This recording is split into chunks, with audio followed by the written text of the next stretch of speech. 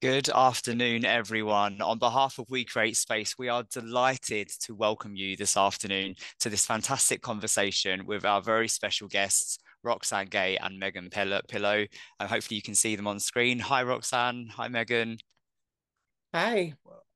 This conversation is going to be hosted by our wonderful Dr. Debra Griffith, who is new to the We Create Space collective. Debra, welcome. We're excited to meet you this afternoon and to have you with us as well. This conversation is going to be discussing Roxane and Megan's new book, Do the Work: A Guide to Understanding Power and Creating Change. First, I'm just going to give you a brief overview to We Create Space. This is what the day this afternoon is looking like.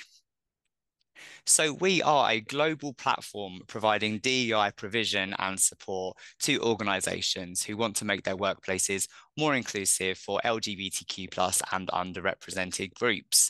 We're a community interest company, so the money that we make from our corporate solutions goes back into serving our community. And our corporate clients find our support services really effective in their DEI objectives. Some of the ways we do this is through workshops and webinars, live conversations and panel discussions like the ones today, leadership programs and retreats. We produce bespoke content and media partnerships, as well as consultancy and research. And we also have an amazing community across the world, and we come together for in-person and virtual events. I'd just like to start with a quick grounding exercise. And the nature of this conversation is around power. And so I'd like to encourage you to get your phones out, open up your cameras, and just take a picture of this QR code. And I'd like you to answer the following questions. What does power mean to you? And how confident do you feel in harnessing your own power to create change? And I'm just going to pop that link in the chat box for those of you that might find it a little bit easier. And we'll just give you a couple of moments to answer. And then before we head off into today's conversation, I'll start to bring those up on screen in a second. Give you a moment.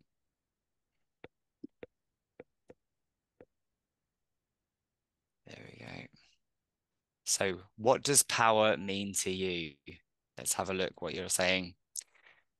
So we've got some great words coming through here. So we've got change, we've got privilege, self-confidence, patriarchy, oppression, responsibility, money, everything, influence, freedom, corruption, rare, access, strength, liberation, hierarchy, openness, autonomy, vulnerability, impact, intoxicating, influence, self-determination, choice, action. There's some fantastic words coming through there. We look forward to diving into some of those, and they're still coming through. Let's have a quick peek, see what we've got. We've got control, ownership, energy. And then feel free to share those in the chat box.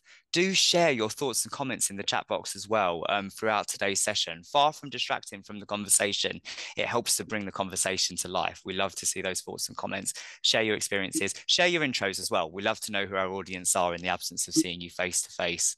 So our next question is this: how confident do you feel in harnessing your own power to create change? Okay, so those are flying through. Okay.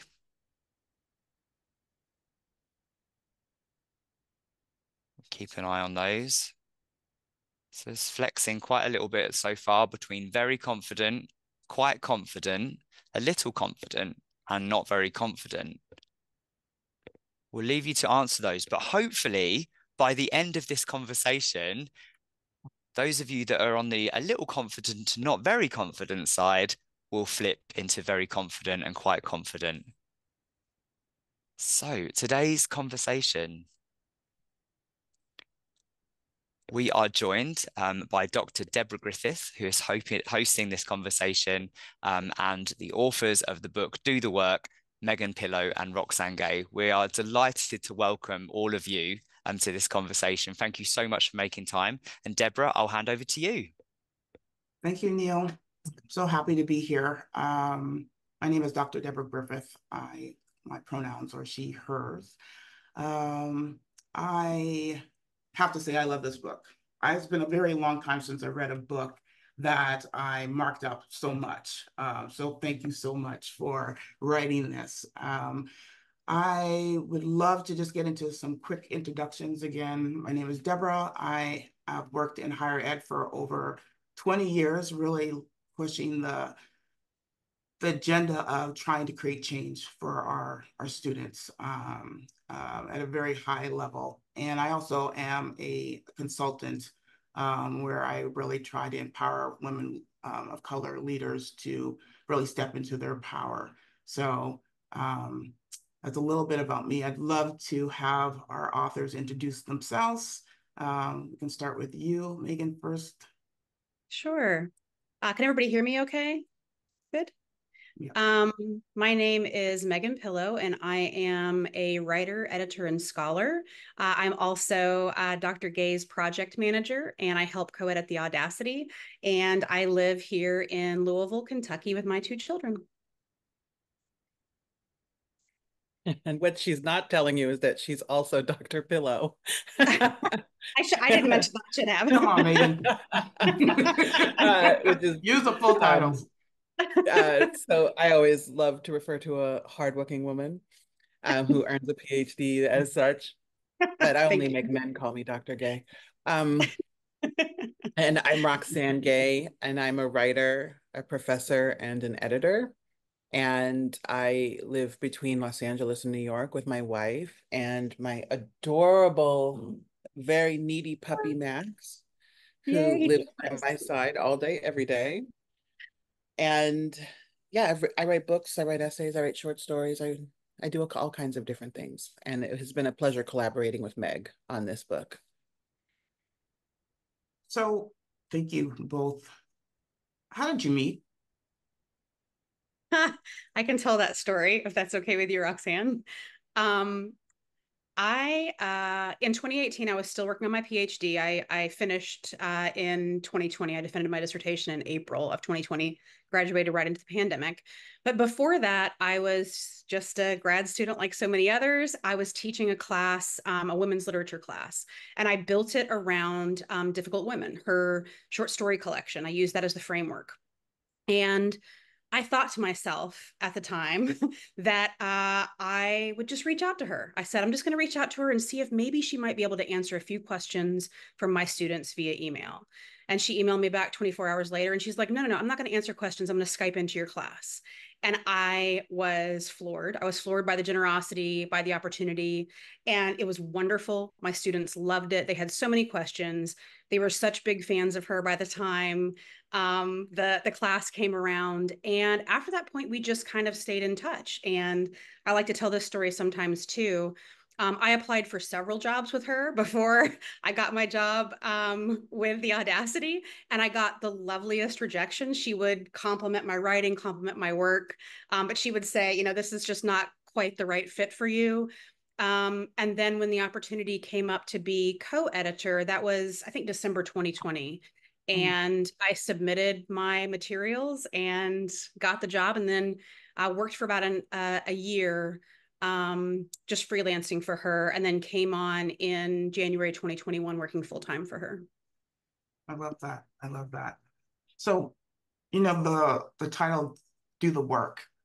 We always hear diversity, equity, inclusion named as the work, right? As a separate from everything else. It's like, okay, we have to do the work. I'm curious to know, like, what made you title it Do the Work? A lot of the title came from the publisher, because when they originally approached me, it's because I had written an introduction to a children's book about power for them. And a couple years later, they asked if I would be interested in writing a similar book for adults. And I thought that would be something really interesting, because I know a lot of us understand power sort of in these vague ways. And so we wanted to be able to drill down a little bit more. And the reality is that doing the work is as important as breathing. It's something that should just be inherent to all of the kinds of choices that we make in our lives. It's not something exactly as you know, Debra, that you sort of cordon off. Like, I'm going to go do DEI from 2 to 3, and then I'm free for the rest of the day. That's not how it works. If you're truly doing the work, you are incorporating an ethos of inclusion in everything that you do. And so that's a lot of where the title came from. Thank you. Why do you think this work, this book is needed today, especially in this political climate? I don't know if you watched TV last night, but why do you think, like, why now? Why now for this book? I think there are lots of answers to that. I think it would be a timely book anytime, but I think right now we're in an election year. I think this is a time when books like this can capture people's attention and remind them of how much power we do have, about how much potential we do have. But one of the things I like about the book is we're not just focusing on voting. Voting is one tool we have, and we talk about that in the book as well.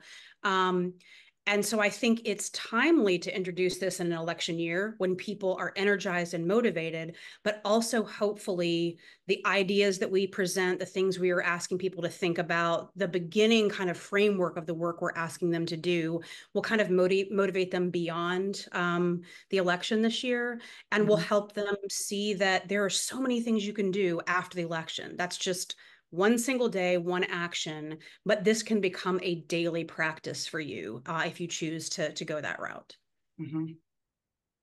I really appreciate how it's laid out.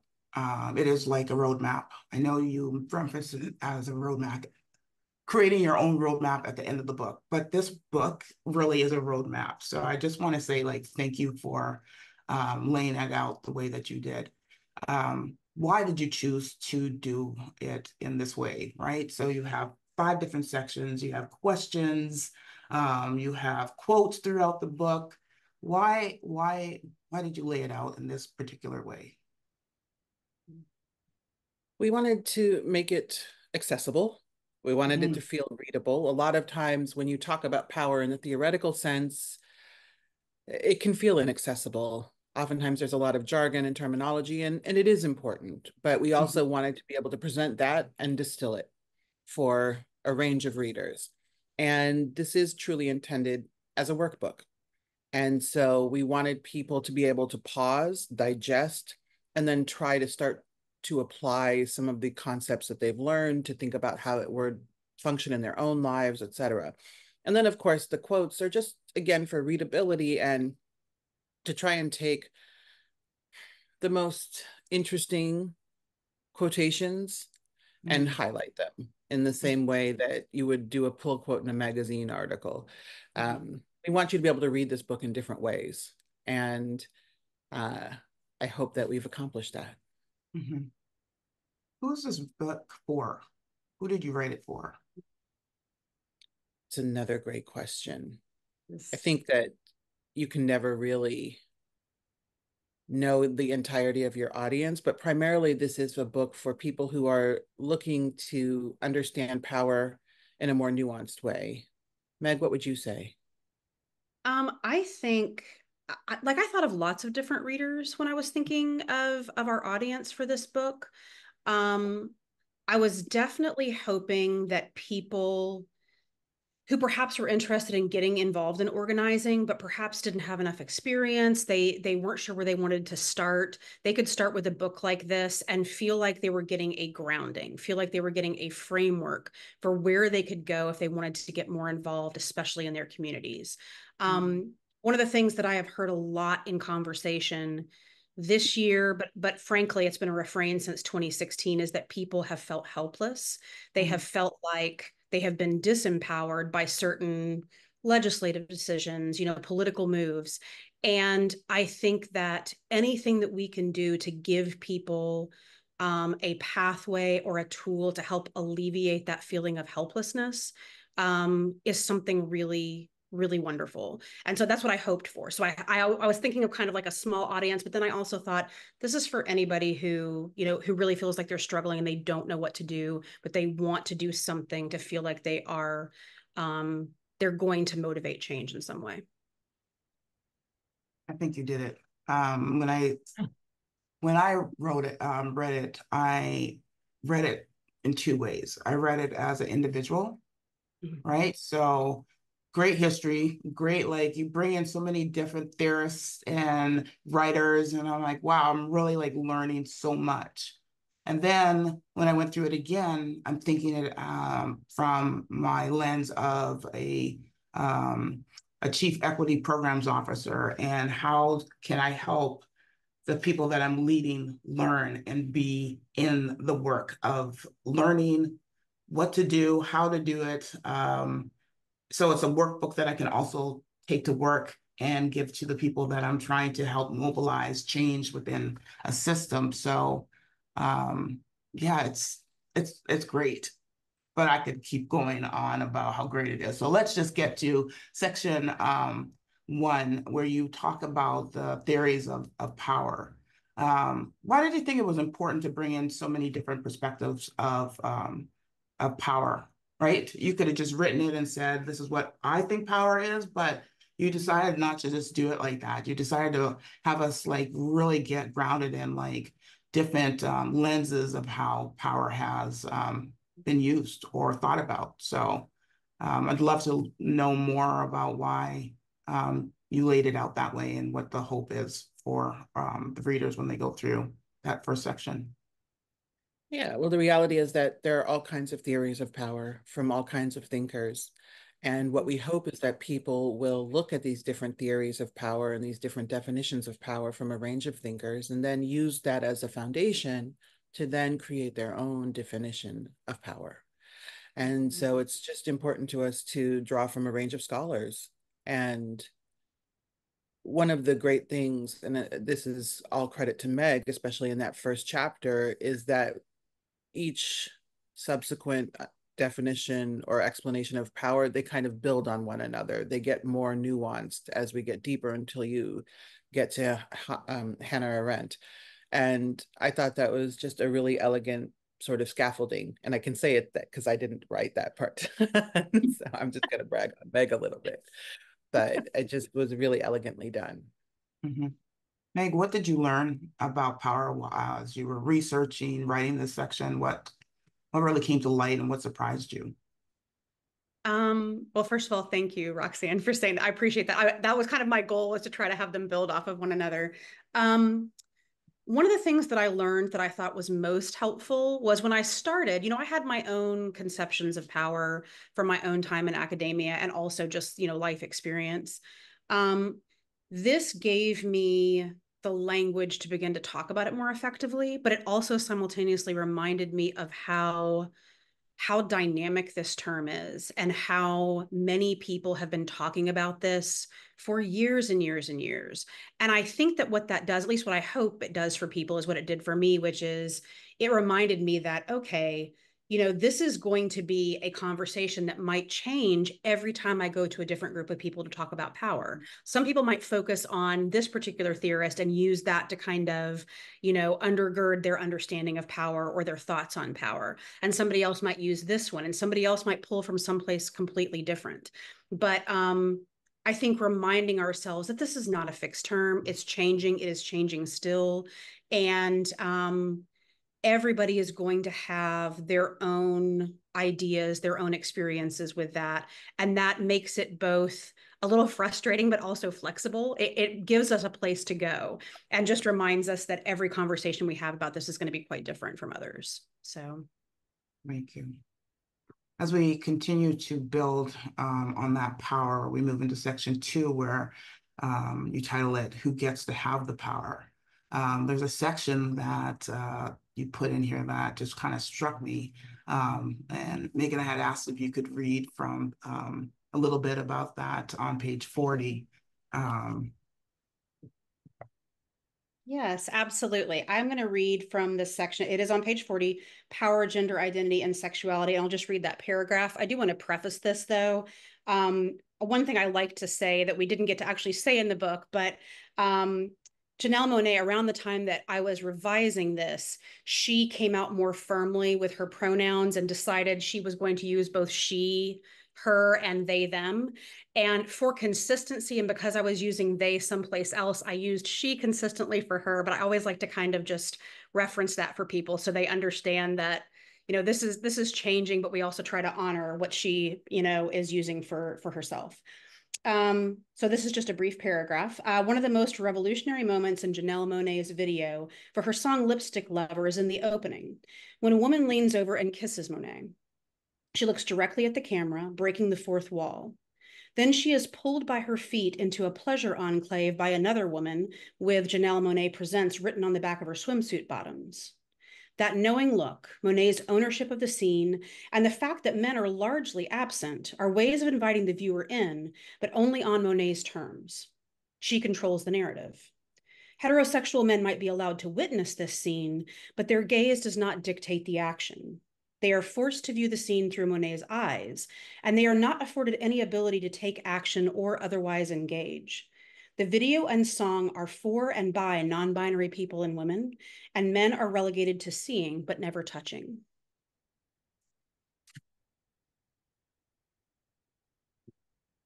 Yeah, I love that. I love how powerful that was about really upending power. I would love to know, why did you think this was important to name in this book? Because you talk about power and ability and disability, you talk about gender and sexuality. Why this particular piece about what you just read? Why was it important to put this in the book? For me, partly it was a very present kind of cultural touchstone at the time. That was rare, right? Like we don't get as many opportunities to see the world through through a female gaze, through a non-binary gaze. Those opportunities are just few and far between. And we talk about Laura Mulvey's piece later on in that same chapter, and about kind of which deals with the dominance of the male gaze. And one of the points that we make later on in that same section is that just like the world is made male by patriarchy, the same thing happens with the gaze. And so I feel like it's an important reminder of how we get kind of tunnel vision sometimes. We get used to seeing things through a particular set of eyes, and any opportunities that we can seek out to challenge that, to change that, to give us a new viewpoint, I think are critical in understanding power and also in our analysis of power. Because if we are constantly looking at things through the same lens, we are going to be seeing the same patterns over and over again. But just by shifting that, it gives us an unsettling of power and gives us an opportunity to see things differently. So, and I just thought that was just a perfect, like, visual example of that in practice. Mm-hmm. How can we continue to dismantle these systems of power? Like, how do we, I think one of the things that I'm often asked is, how do I change? How do I see things differently?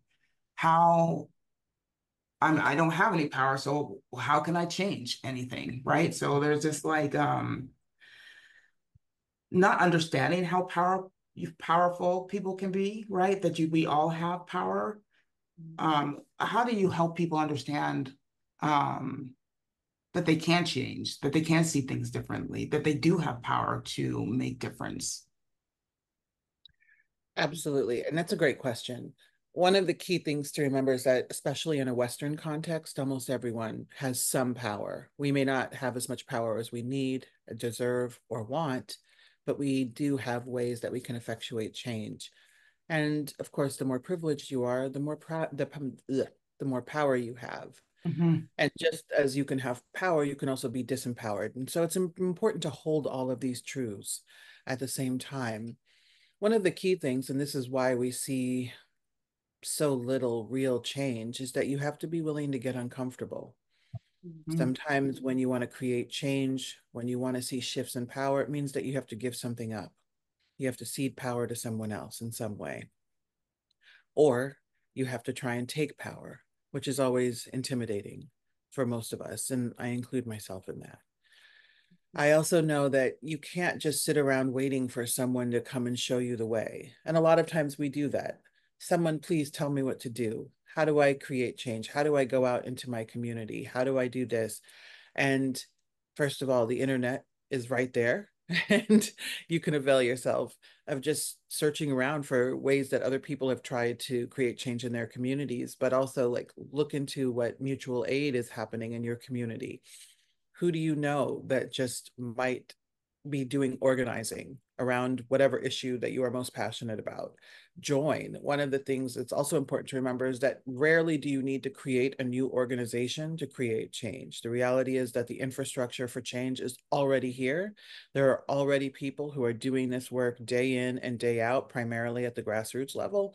And so when you start to do your research, you can find out these organizations and reach out and ask how you can contribute. Of course, you can do your civic duty and vote, but you have to vote not only in the national elections wherever you live, but in your local community elections, because so much real legislation happens locally.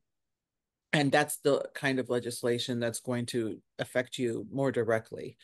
And so I always also encourage people to pay attention to what's happening in their communities, at the libraries, at the schools, and so on. So I'm sure you two doctors weren't always these versions of yourself. When did you learn about your power and when did you start to step into it? That is such a great question. That it's hard. I would say that a real turning point for me, when I began to feel less helpless, was when my eldest son was born in 2012. He was born with a surprise Down syndrome diagnosis. We did not know until 6 hours after his birth.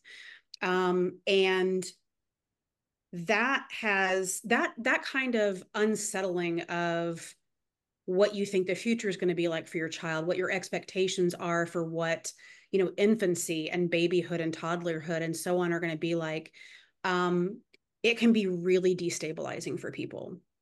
And I actually was very lucky. I had a good friend who had lots of experience working with disabled people, who came and brought me a book by Michael Barabay. And it was his memoir of having the exact same thing happen. He was, I'm not sure if he's still at Penn State, but he was at least at the time, he was a Penn State English professor.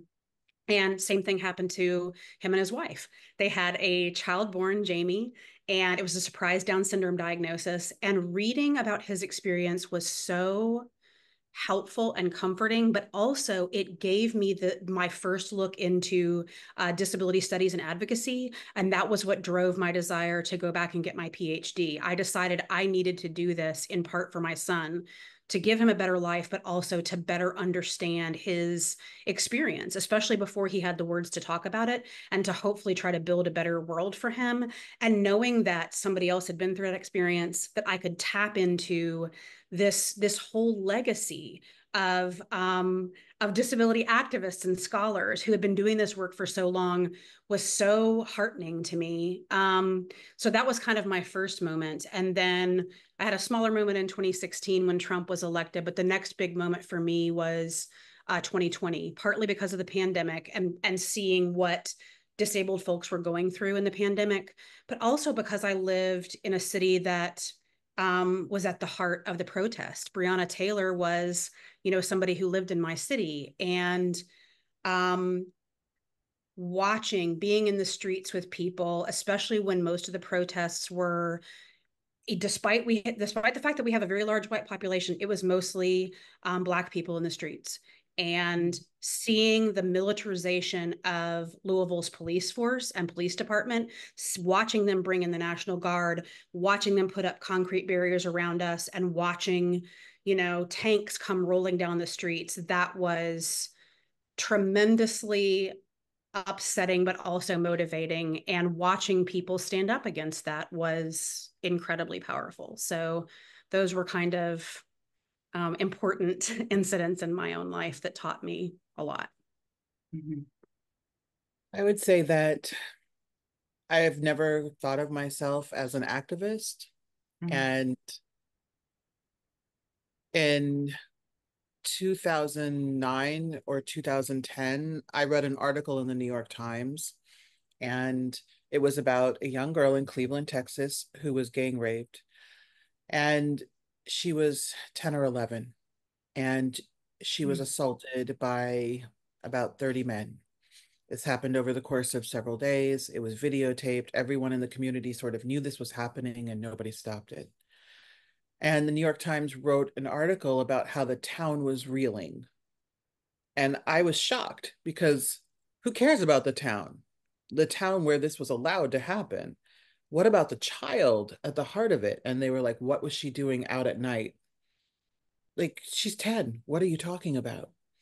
And I was infuriated. And so that night I wrote an essay in a matter of hours called The Careless Language of Sexual Violence, because I was thinking through all of the casual and lazy ways that we tend to refer to sexual violence, not only in our day-to-day discourse, but also the way that we see it depicted in film, television, and literature. And that was the first time I recognized that I could write about something and could find an audience. That was the first time something of mine went what the kids today call viral. And the New York Times actually re-reported the story and did it with a much better lens. It wasn't perfect, but it was better.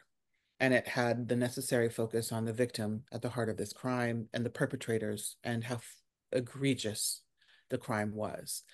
And, that is really encouraging as a writer, because most of the time we're writing into the void. We don't know if anyone's going to hear what we have to say. And there's always going to be feedback, and most of it's negative, because that's just the nature of the internet. But it was a great moment to recognize that I could articulate an understanding of the world. I could advocate for the things that I believe in on the page, and that I could also create change. And so that really was the beginning of what led to where we are today with this book, and where I am in my career was just recognizing that activism is activism, putting your bodies on the line, protesting, making those kinds of sacrifices. I never want, that's why I always hesitate to call myself an activist, because there are people who are out there every single day, the people like protecting the oil pipelines, their land from oil pipelines, things like that. Like, let's be clear. But I also know that you can put that kind of energy into reaching a broad audience, and that work can be valuable. And here we are. Thank you. I'm going to add one thing at the end of that, if that's okay, just to give a little wonderful tip that I got from the disability community, which is you are still an activist. You don't have to actually put your body out there. There are so many ways in which you advocate for people, both behind the scenes and in the public sphere. So I would call you an activist, because disability has taught me to look at that like really, really broadly. And I know how many people have been influenced by your work. So I just wanted to add that because I thought it was necessary. Thank you. Thank you. I do have a follow-up question. Doing the work, right? People often feel fear of many things. I think Roxane, you just talked about negative feedback. So the feedback, the questioning, the different, not being in line with somebody else's value system, putting yourself out there to be against the status quo is difficult. So that really keeps people in their fear box of not wanting to get involved, to do the things, to speak up. What advice do you give people to walk through the fear, to do the right thing? I like to say that power, before I read your book, I would say use your power for good, right? If you're, especially in my realm of work of being like in the C-suite, or being at a very high level of an organization, I have taken it upon myself to say that it's my job to use my power for good, right? So, but it also comes with a lot of feedback and thoughts and pushing, and people not being aligned with what we're trying to do. So what advice would you give to others that feel like, I don't know if I can do this. I don't know if I can withstand all the feedback. I don't know if I can withstand all the pressure. I don't know that I'm the right person to do this. Yeah, that's a great question. You know, one of the most important things to remember is, if not you, who? The same way that we say, if not now, when? And I also think it's important to recognize that you're rarely ready to do the right thing at the right time. You just do it anyway. You do it with while recognizing that you're never going to have the perfect set of tools, the perfect approach, that perfection is never the goal. Instead, integrity and excellence are. And so I'm often terrified. People say, "Oh, you're so brave." Come on, no. Firefighters are brave. I am a writer. And it's terrifying to make yourself vulnerable on the page, to open yourself up to scrutiny, to open yourself up to criticism, some well-intended, most of it not. I just do it anyway. I find a way to survive the fear, to navigate that fear, I wouldn't say I embrace it, but I can live with it. And it's really important to find that ability. And it's not grit per se, but it's just, I guess, foolishness. Like, I'm gonna survive this. Discomfort is not going to kill me, and it's not even gonna harm me all that much. And it's also important to recognize that if we all surrender to the fear of vulnerability and of doing the right thing, of trying to create change, then nothing will ever get done. And when everyone is silent, that's when we see things like the rise of fascism. And that's when people just surrender. And I think it's too facile to just say, point to the Holocaust. And yet it is something that we're still living with. And we are seeing these kinds of things like, look what's happening in Gaza, look what's happening in South Sudan, look what's happening in Yemen. The more, I mean, look what's happening in Afghanistan with women who can't even smile, laugh, or speak in public. Like, it's a lot of global silence that allows these things to happen. And it's not that as individuals we're going to change global politics, but the more as individuals that we speak up about these injustices, the more hopefully that people will recognize that these injustices have to end. We have to do something about them. It is not okay, because silence is often complicity. And I try to remind myself of that every day. And some days are more successful than others.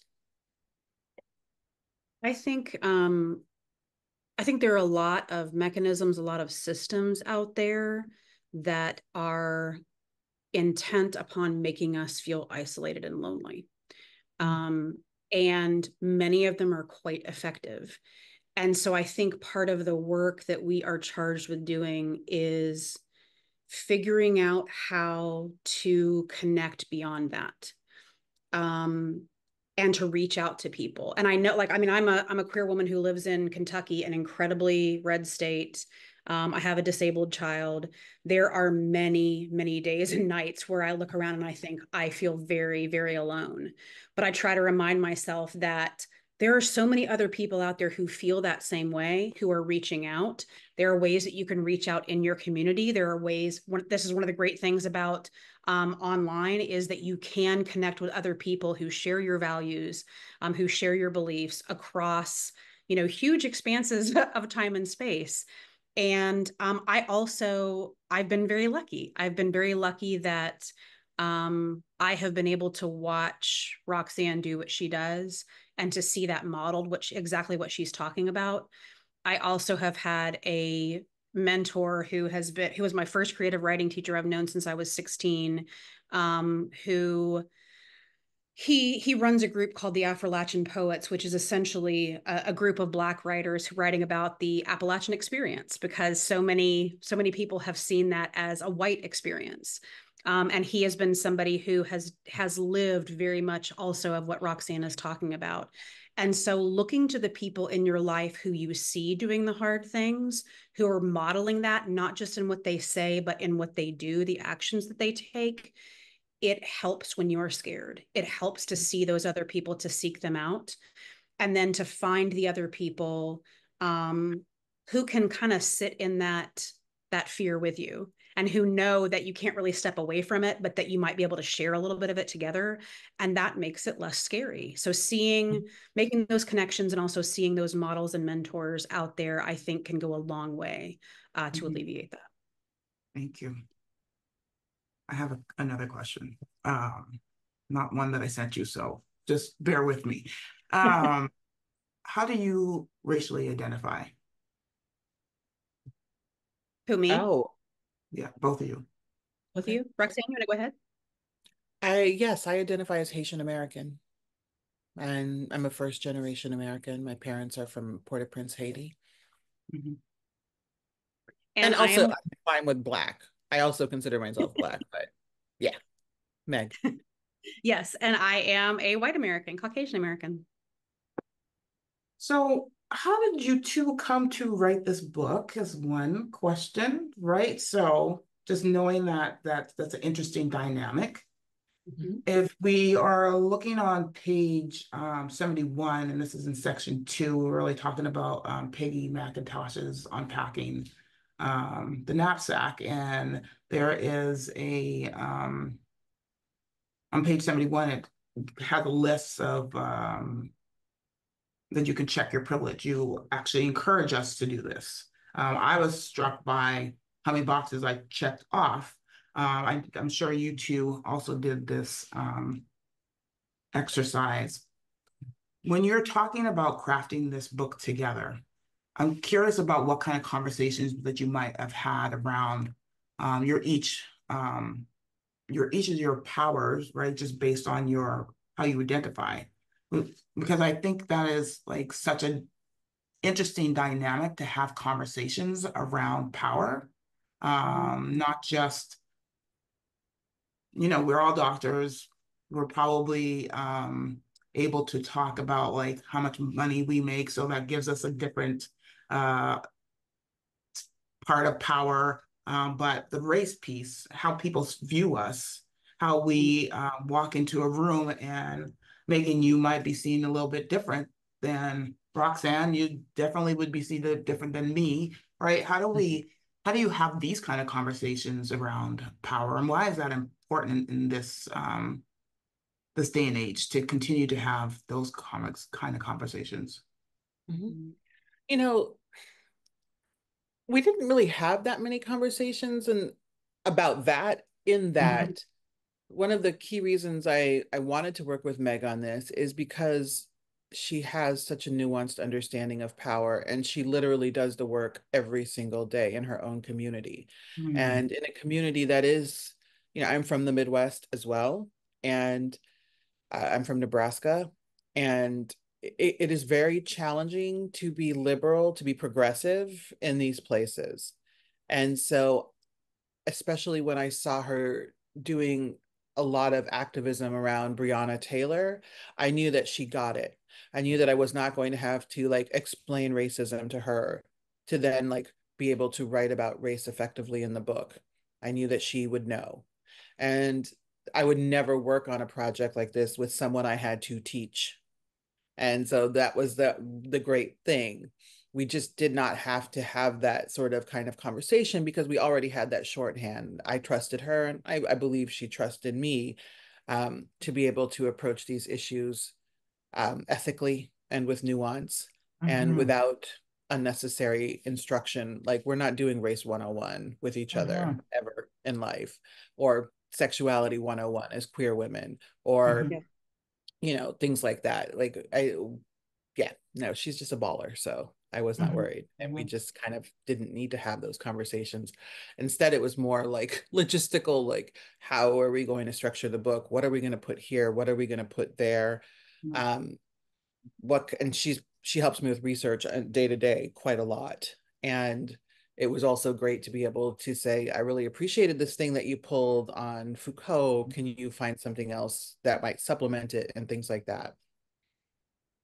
I love the power of this relationship.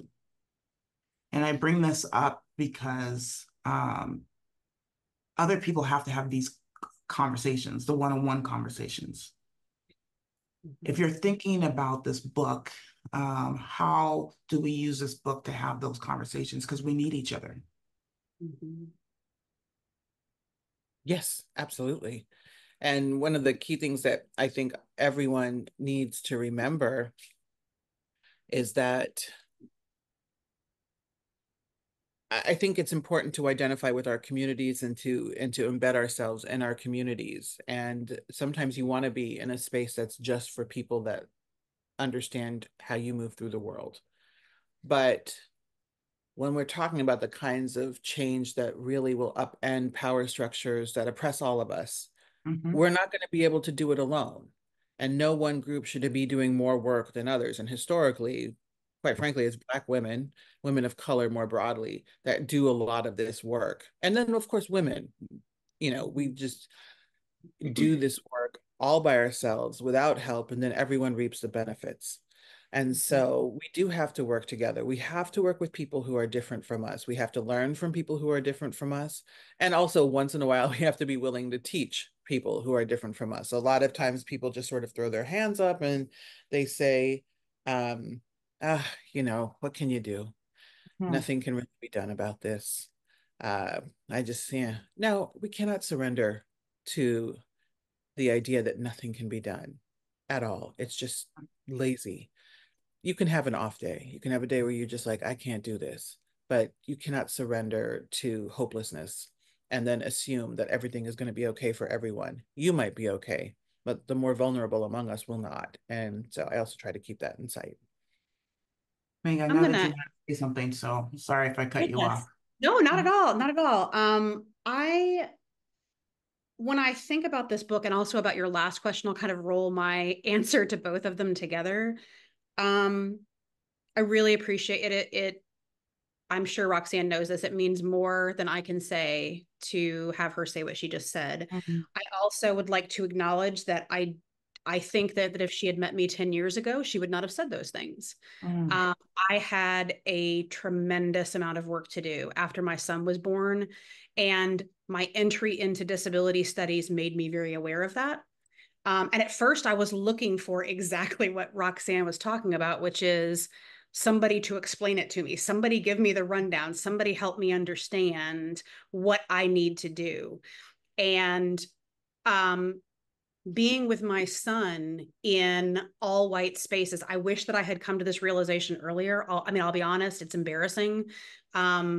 But it was being with my son in all white spaces and watching how white people treated my son as a disabled child among all the other typical children that opened my eyes to privilege and to difference. And then that kind of cracked open everything for me and made me start really reevaluating what whiteness does, not just as a skin color, but as a social construct, like what white supremacy is, how it treats people, how it marginalizes people, and how it is a system and not just an intention.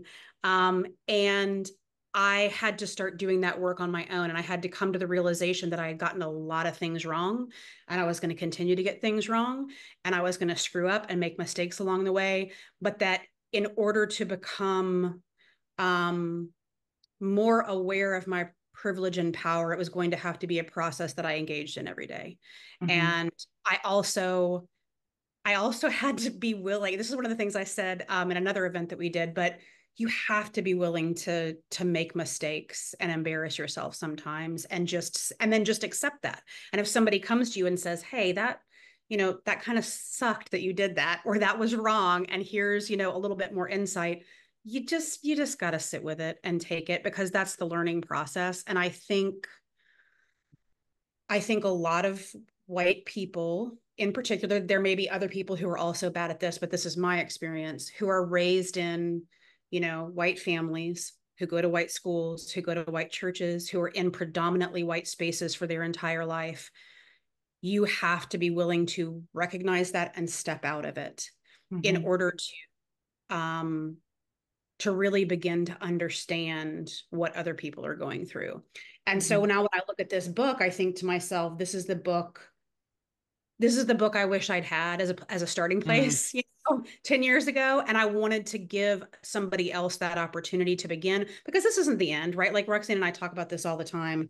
this is a starting place for a lot of people. It doesn't answer every question. It doesn't, cover every single subject extensively, but it gives people a starting point. And I also hope it makes them very aware that this is not a one-time fix. This is not one little thing that you get to do, and then all of a sudden you are, enlightened and aware. You have to be willing to engage in this as a practice every day. So I just wanted to add that as well. Thank you. So that means there's a book 2 coming. That's what I heard. We'll see. Okay. We'll see. We'll have time for one more question, and then we'll take one from the Q&A. This work is not easy, right? It's consistent, it's continuous, you have to engage in it every day, not just from, I think you said from 3 o'clock to 5 o'clock, Roxane. It's not that, it's all day, every day. Yeah. How do you practice radical care for yourself? Oh, man, I don't. But I'm working on it. I've actually very recently started to try and figure out, like, how do I structure my life to rest more, but also create space to do my work more. Any writer will tell you that, like, the minute you have a deadline, all of a sudden you're like, oh, I need to go and clean the grout in the bathroom, which literally I did. And like find distractions, or you tell yourself, I can't really get to work because I have to do these 4,000 things during the day. And so I'm trying to like create more space where I'm going to force myself to sit in dedicated time and the distractions are being removed. And it takes a lot to admit I need to do this. And for me, it takes a lot. I had to talk about it in therapy for about 5 weeks. And, we'll see how it goes. But I'm just trying to remember, and this is something my therapist tells me, that I have a right to be entitled. I have a right to feel entitled. There's a difference between feeling entitled because you deserve it and then feeling entitled because you think that the world owes you everything. And so I'm trying to work on feeling entitled to carve out time to do my work without sacrificing that time to the needs of others. And so we'll see how it goes. Well, maybe you can write that in the second book. I'm also not good at this. I am a single mom with 2 young children, one with a disability, and I also help caregive for my elderly dad. And it's not easy. Like, it's so easy to prioritize everybody else over yourself. I'm trying to do it more in like small doses, like doing one thing for myself a day if I can. But it's very hard. It's very hard because there are no systems out there to help us care for ourselves. There are systems to help us consume things, right? But not to actually care for ourselves. So I'm gonna try to do a better job of that as well. I'm not great at it. Well, we're all a work in progress. I would say I'm still working at it. So it's something we can continue to work through, but I think I'll see that in book 2. I know it. So we have time for one question from the audience, and Sheena Mendina, she asks, I won't read it all because I think you guys can see it, but do you think this book is for men? And you can read the rest of her question, and who would ever like to take it? Yeah, this book is for anyone. It's interesting that you asked that question, Sheena, because men always ask, like, is there space for me here? Like, bro, if you want to do the work, then do the work. Like, you don't need an invitation, you don't need permission. And oftentimes men put in these artificial barriers so that they can actually avoid doing the work. This is also like related to housework. Give me a list of things to do. You see the towel on the floor. I don't need to tell you, pick up the towel on the floor. I don't live with any men other than my dog, but so we don't have this issue because my wife and I are adults. But yes, this book is absolutely for men. This book is for anyone of any gender expression who wants to learn more about power. And quite frankly, I think this should be required reading for men. I would agree. I do live with two boys, or at least who identify as boys at this point in their life. Um, I think this book is for people, and I think that men definitely have some work to do in regarding what Roxane said, but I also think that that with a book like this, like again, just see it as a starting place. This doesn't have to be rocket science. Like this is a book that you can pick up and you can start reading. There are going to be some things that might make you uncomfortable. That's okay, because discomfort is where like we get our change and growth from. I do not believe that you can grow and change as a person without some measure of discomfort. Like that's just going to happen. And so if it makes you uncomfortable, it's a great thing to sit with. It's a great thing to read and then talk to somebody about it. So yes, it's absolutely for men. It's for people. It's for everybody. Well, we're almost at time. This time went so quickly. As we wrap up, I'd love to hear any like key takeaways from the both of you that you want to leave us with. I think the key takeaway is sort of building on what Meg said, that this book really is just for people, and that it's a starting point. It's hopefully going to give you an introduction. It's going to help you think about power as it manifests in various aspects of our life. And we also hope that it inspires you to go and then do deeper work. I think my only takeaway is just encouraging people to capitalize on whatever excitement you have in an election year and use it to propel you forward for all the days beyond, because wherever you are, like I know, election season in the UK is largely over for now. Ours is coming up. There is the bulk of the work that needs to be done is going to be done between elections, and there's so much of it that can be done small scale in your communities that I think is really important. So that's just what I would say. Just use that to propel you forward and keep going. I think this book is necessary. I think it's timely. I don't know that I would have been ready for it 7 years ago, but I was ready for it right now. And I want to thank you so much, because it is a roadmap to how I want to do the work and how I want to engage others in how to do the work. So thank you for this, because it's a gift. Thank you so much. And thank you so much for joining us. I'm going to turn it back over to Neil. Yeah, on behalf of We Create Space and our audience today, Megan, Roxane, thank you both so much for being with us. This has been a brilliant conversation. At We Create Space, we love bringing people together to learn, connect, and grow. And I think that this book speaks to that so much. And we love what you do. And yeah, we will keep doing the work. Debra, thank you so much for beautifully facilitating this conversation as well. You brought so much to it. Debra, what would be your key takeaway as our facilitator? My key takeaway is just to keep doing it. This book and these authors and what they're offering, I have to do my piece as well. So everybody holds a piece to doing the work in any way that they choose to do the work. But when I get to be in spaces with others who are doing it, it only propels me to want to do more. So thank you. Well, thank you so much. Thank you, everyone, for joining us. We love creating space for conversations like this. You'll see on screen, hopefully, we have just shared our next series that are coming up, our Queer Living series, starting next week with a focus on polyamory. So please do join us for those conversations. Keep spreading the word, keep doing the work. Key takeaway, go and buy the book. So thanks so much, everyone, and we hope to see you soon. Cheers. Bye. Thank you for having us. Thank you again. Thank you so much. Oh, and thank you, Debra, for being such an amazing interlocutor. Yes, thank you.